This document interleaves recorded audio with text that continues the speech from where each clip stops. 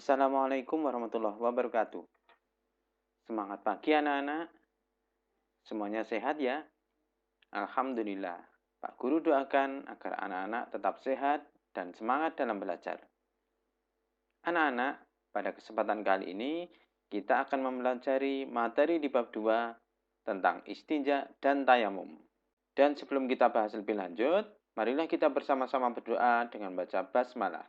Bismillahirrahmanirrahim. Peta materinya sebagai berikut. Bersuci dengan cara yang tepat. Istinja meliputi pengertian dan tata cara. Tayamum meliputi pengertian, sebab tayamum, ketentuan tayamum, dan tata cara tayamum. Selanjutnya, hikmah bersuci. Yang pertama, menjadi muslim yang sehat, dan hikmah yang kedua, sehat bermartabat. Anak-anak, pada pertemuan yang lalu, kita telah membahas tentang hadas. Hadas merupakan benda-benda yang terdapat pada beberapa anggota tubuh manusia yang dapat menghalangi sahnya sholat.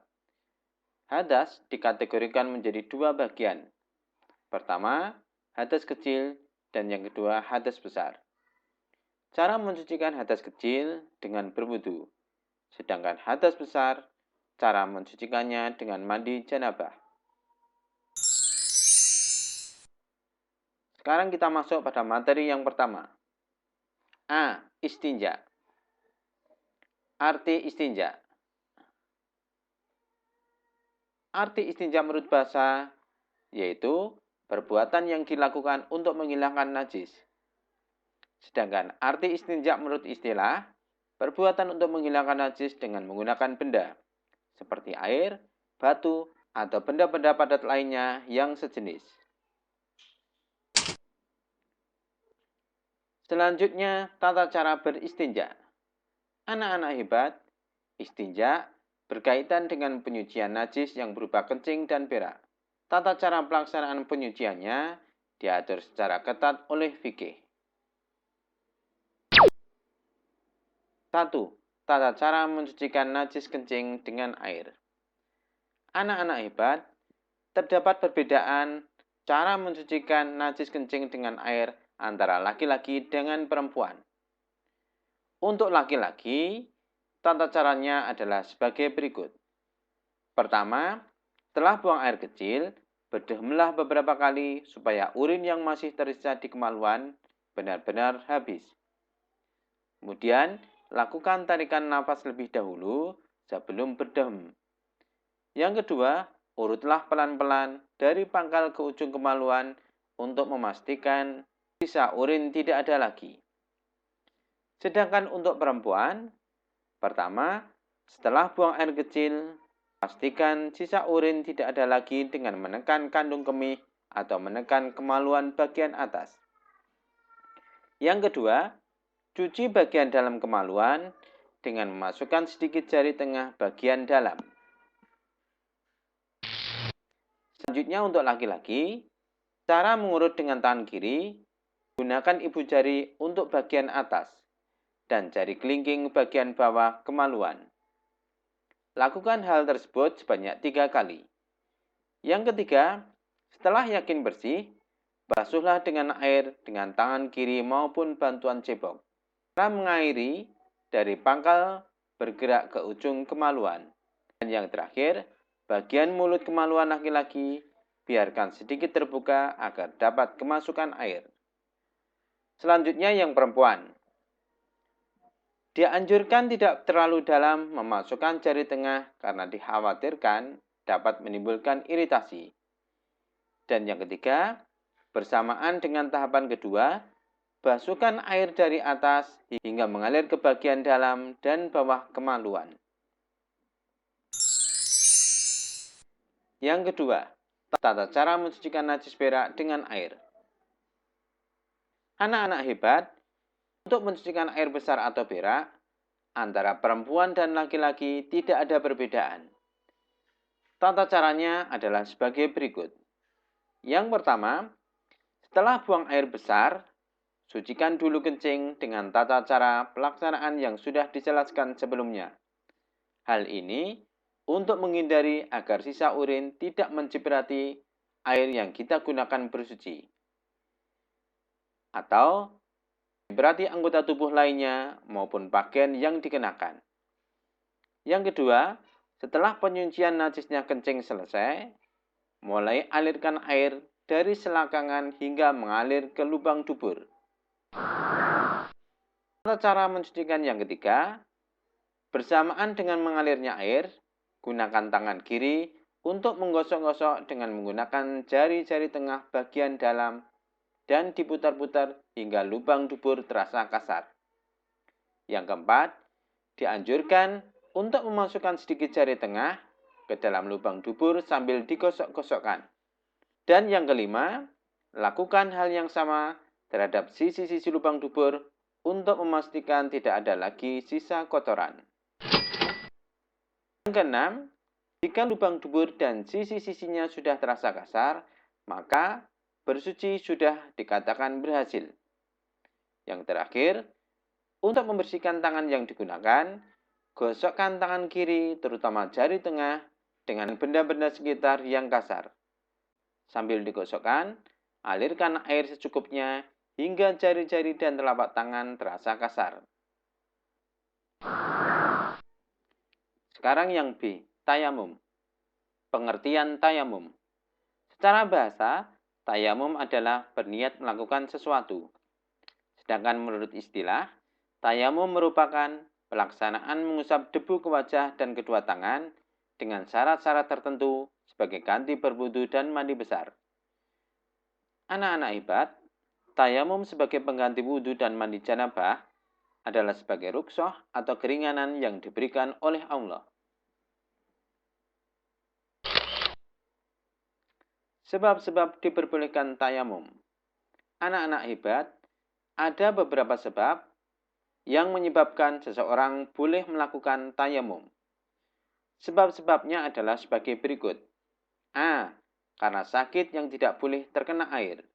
B. Berada dalam perjalanan jauh yang sulit mendapatkan air.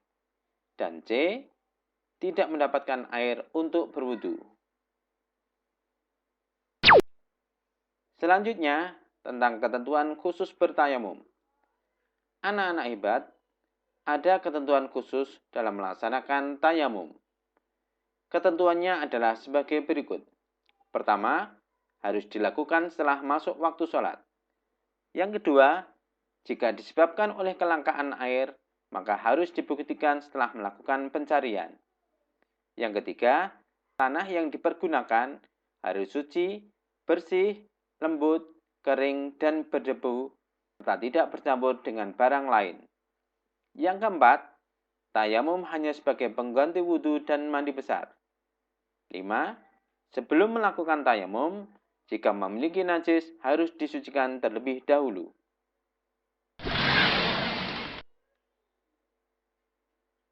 Ketentuan selanjutnya, tayamum hanya bisa dipergunakan untuk 1 kali sholat wajib. Yang ketujuh, tayamum memiliki 4 rukun. Niat dalam hati, yang kedua mengusap wajah, ketiga mengusap kedua tangan, dan yang keempat berurutan. Yang kedelapan, tayamum menjadi batal disebabkan oleh perkara-perkara yang juga membatalkan wudhu.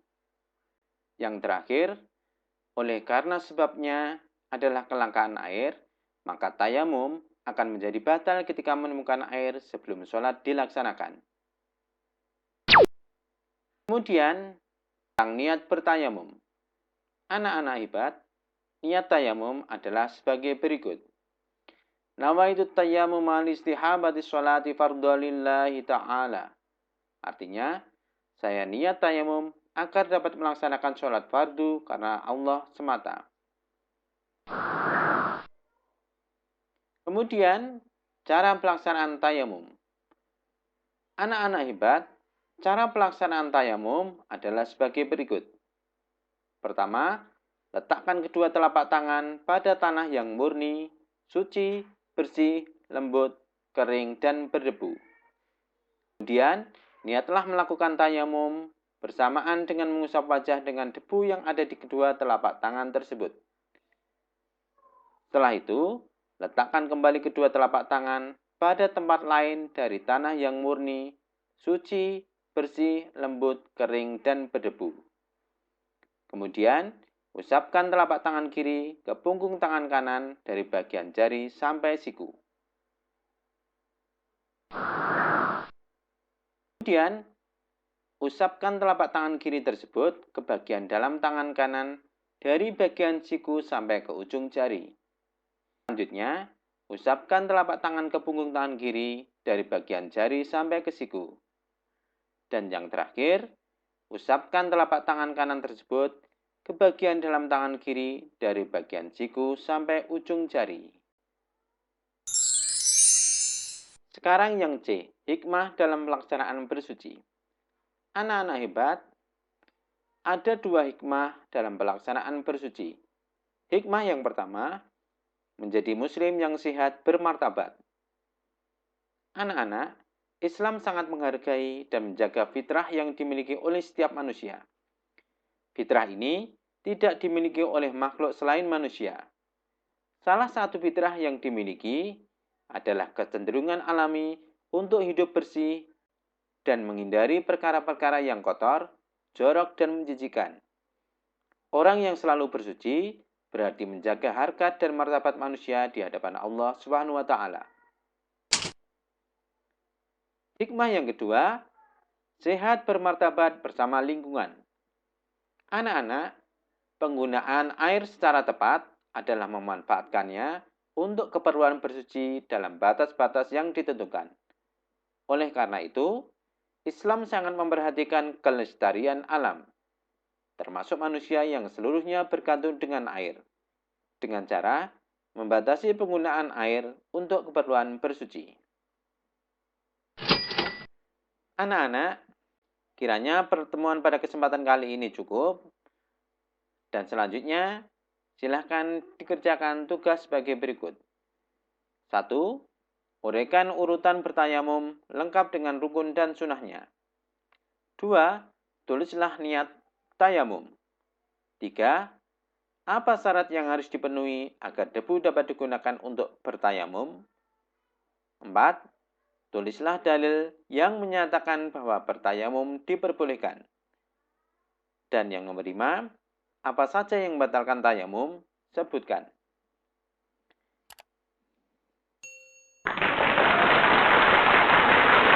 Demikianlah anak-anak pertemuan pada kesempatan kali ini. Dan jangan lupa tetap semangat, tetap jaga kesehatan, dan tetap rajin beribadah. Kurang lebihnya mohon maaf. Assalamualaikum warahmatullahi wabarakatuh.